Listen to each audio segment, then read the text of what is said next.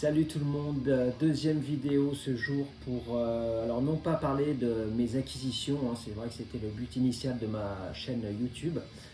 Là je voulais vous parler je vais sûrement le faire aussi plus tard, de parler de certaines scènes européennes, mondiales, enfin voilà, peu importe. Et aujourd'hui je voulais vous parler de la scène hollandaise, scène death metal hollandaise, donc comme vous pouvez le constater avec Asphyx entre autres. Donc la Hollande, petit pays, très fertile en groupe, en albums cultes. Et voilà, les fans de death metal déjà, en leur évoquant ce pays, déjà je sais qu'ils ont 2-3 noms en tête. Donc moi je vais vous montrer un petit peu ce que j'affectionne, les groupes vraiment que j'adore. Et qui correspondent aussi à une certaine époque, voilà, début 90. Donc là on va un petit peu regarder dans le rétroviseur, hein. Je vous cache pas, voilà, ça va être du 80, fin 80, début 90, 2000, voilà, maximum. Donc ça va peut-être un peu moins parler aux jeunes, entre guillemets, quoi. Donc voilà, on commence par Asphyx, donc déjà Live Death Doom qui est assez incontournable. Alors chronologiquement, on a déjà The Rack, hop, le chat qui passe. The Rack, donc premier album d'Asphyx.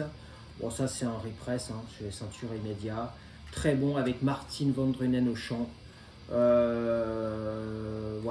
très bon. The Rack, je recommande. Après, j'avais chopé à l'époque en tape Last One on Earth d'Asphyx, toujours Martin Van Drunen au chant. Un chant très particulier, on aime ou on n'aime pas. On est entre, je sais pas trop comment, on le reconnaît, Martin Van Drunen, voilà, personnage culte et incontournable de la scène hollandaise, qui fait beaucoup de groupes aussi en parallèle.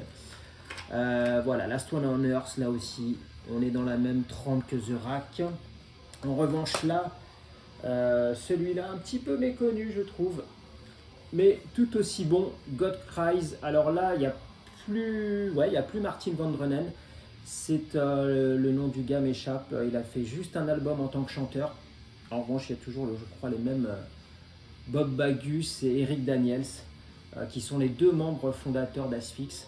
Et là, on a donc un changement de chanteur. Mais ça, voilà, franchement, il n'y a pas de. Il a à peu près la même voix en plus, curieusement. Et donc ça, on est en 96, God Cries, et 2 ans plus tard, le chanteur décédera malheureusement. J'ai plus son nom, mais voilà, très bon album. On n'en parle pas beaucoup, pas facile à trouver non plus, mais très bon album. Voilà, il y a combien? 9 titres. Voilà. Ça, c'est un repress, hein, de chez Floga Records. Voilà, repress, nickel. Et celui-là aussi, j'affectionne beaucoup.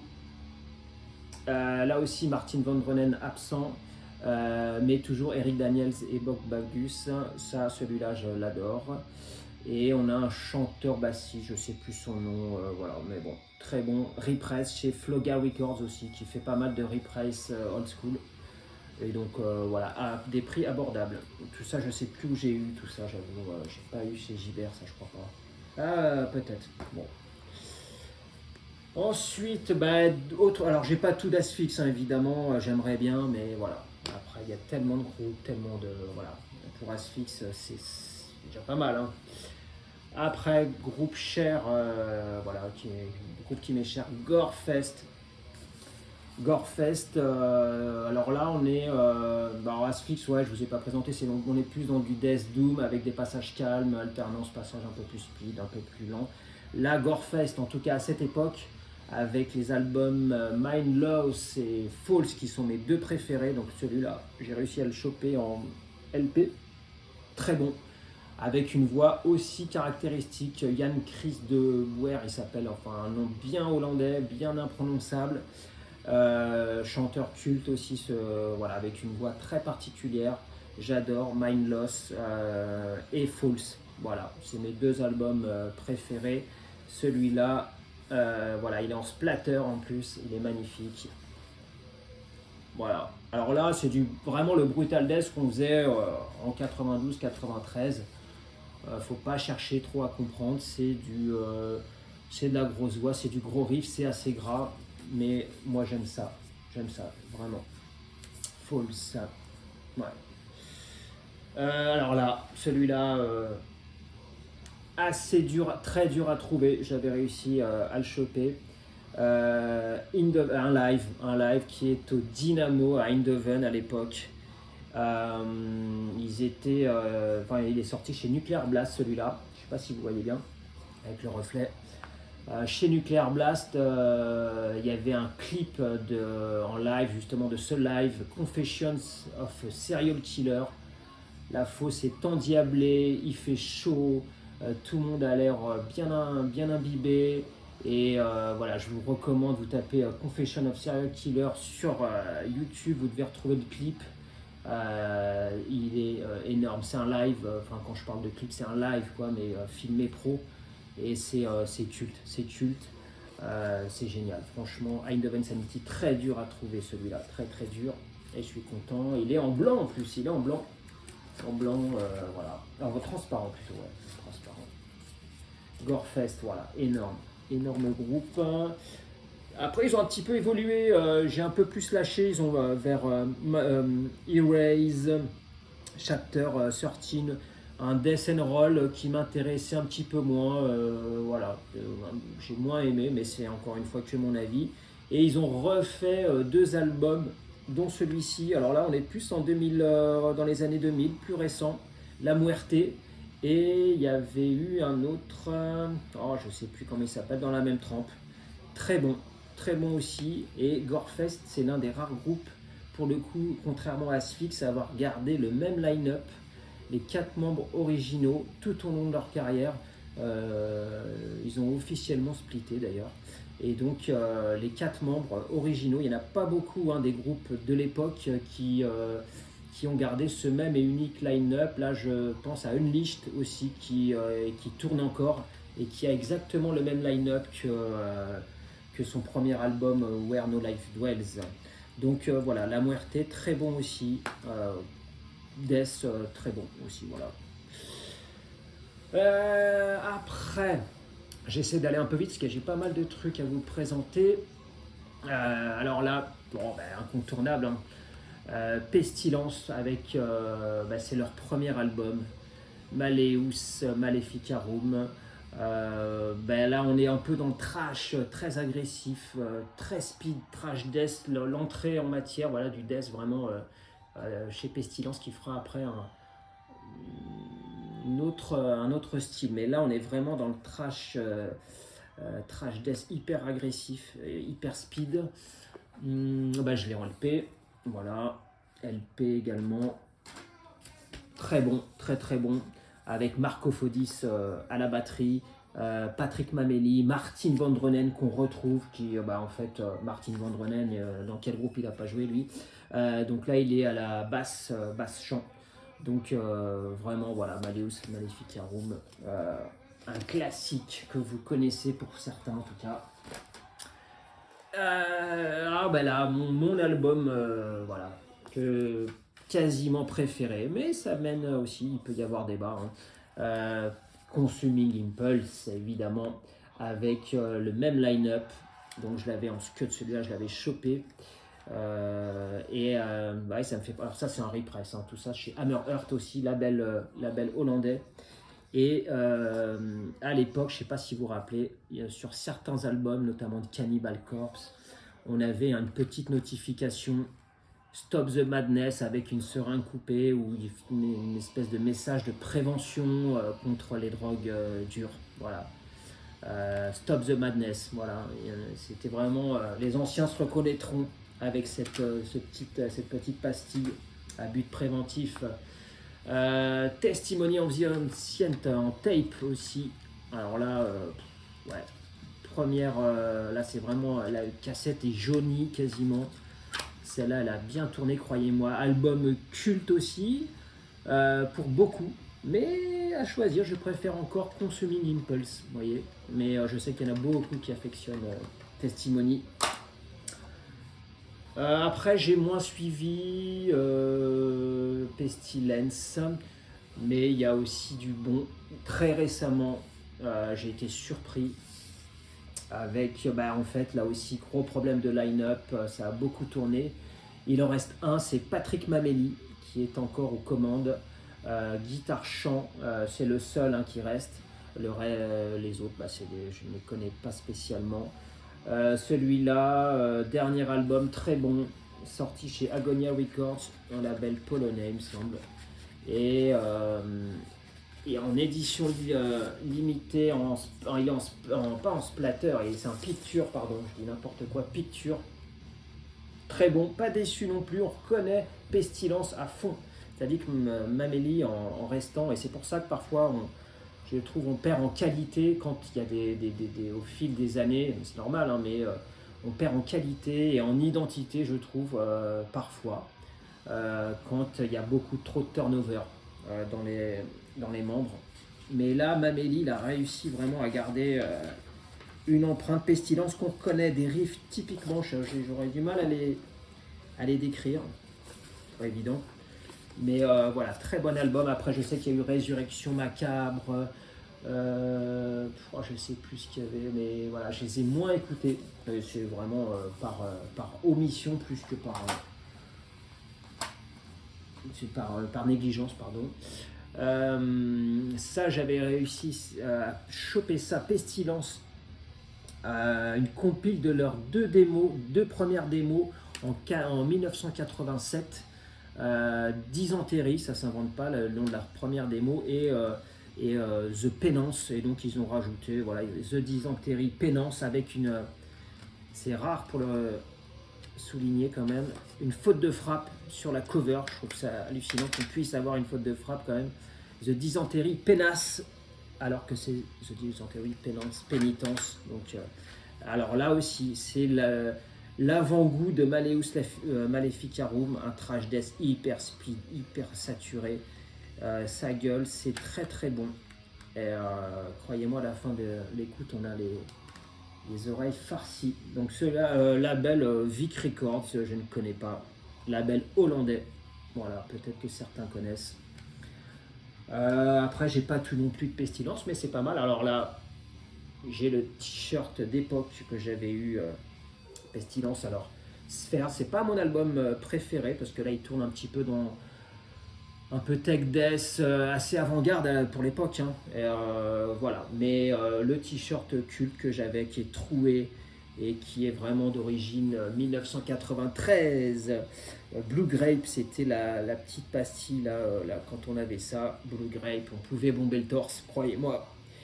Blue Grape Merchandising 1993, il est troué, il a fait des centaines, non j'exagère, non, des dizaines de concerts, mais voilà, il est culte, je l'adore, on n'y touche pas, on s'en sert pas pour faire la poussière, en tout cas ça c'est sûr.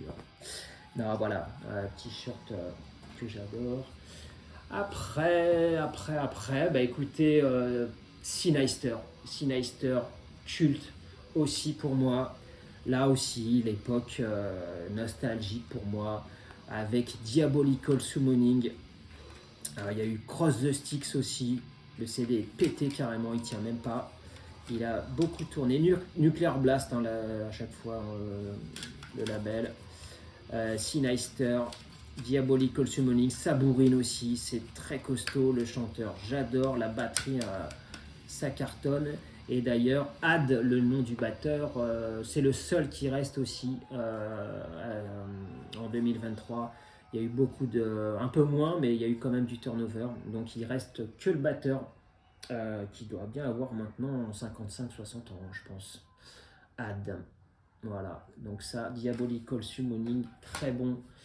Celui-là aussi, là, les amis, là, Sinister 8, mon album préféré. Vraiment, alors ça c'est un repress de chez Cosmic Key Records, label hollandais également. Là on est vraiment dans 100% hollandais.